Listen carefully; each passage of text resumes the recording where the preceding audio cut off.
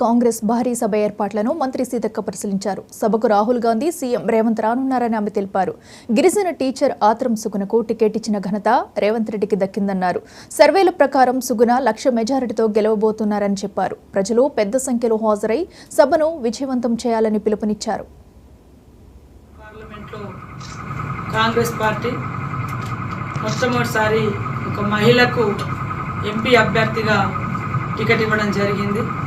మరి గ్రౌండ్ నుంచి ప్రజల కష్టాలు తెలిసినటువంటి వ్యక్తి, ప్రజల బాధలు తెలిసినటువంటి వ్యక్తి, ప్రజల పట్ల ఒక కమిట్మెంట్తో గత 20 సంవత్సరాలుగా పనిచేస్తున్నటువంటి వ్యక్తి ఆత్రం సుగుణ గారికి టికెట్ ఇవ్వడం జరిగింది.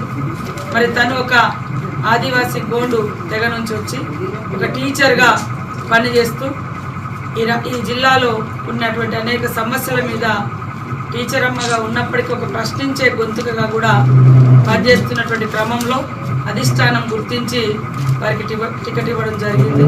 కాబట్టి ఇప్పటికే మరి వివిధ ప్రాంతాలలో, వివిధ నియోజకవర్గాలలో మేము గతంలో చూస్తే ఒకడే ఒక ఎమ్మెల్యే క్యాండిడేటు మాకు గెలవడం జరిగింది.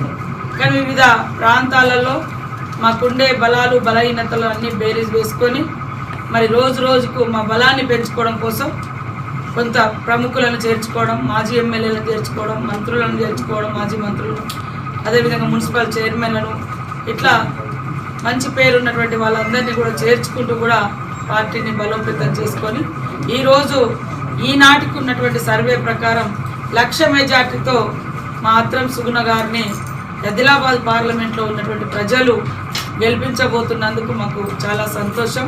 పేరు పేరున ఆదిలాబాద్ జిల్లా, ఆదిలాబాద్ పార్లమెంటు ఓటర్ మహాశయులందరికీ కూడా హృదయపూర్వక ధన్యవాదాలు, నమస్కారాలు తెలియజేస్తాము. మరి మా పిసిసి అధ్యక్షుడిగా ఉన్నప్పుడు మా సీఎం గారు మొదటిసారి ఆదిలాబాద్ జిల్లాలోనే అడుగుపెట్టాడు. నేను మళ్ళా గవర్నమెంట్ వచ్చినాక సీఎం అయినాక వస్తా అని ఆ రోజు ఇంద్రవెల్లి సాక్షిగా పిసిసి అధ్యక్షుడిగా దళిత గిరిజన దండోరా అప్పుడు చెప్పిండు.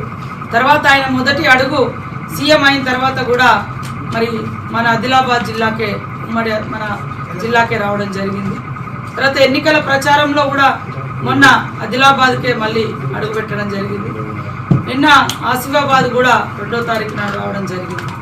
రేపు ఒక త్యాగాల కుటుంబం, అసమానమైనటువంటి పోరాట యోధుడుగా ఈరోజు ఈ దేశ ప్రజల పక్షాన, దేశ ప్రజలు ఎదుర్కొంటున్నటువంటి అనేక సమస్యల పట్ల ఒక ప్రజాస్వామిక గొంతుక, ప్రజల గొంతుక అయినటువంటి మా ప్రియతమ నాయకుడు రాహుల్ గాంధీ గారు మన యొక్క ఆదిలాబాద్ ఆడబిడ్డను కాంగ్రెస్ పార్టీ చేయి గుర్తు మీద ఓటేసి గెలిపించండి అని మరి ఆమె తరపున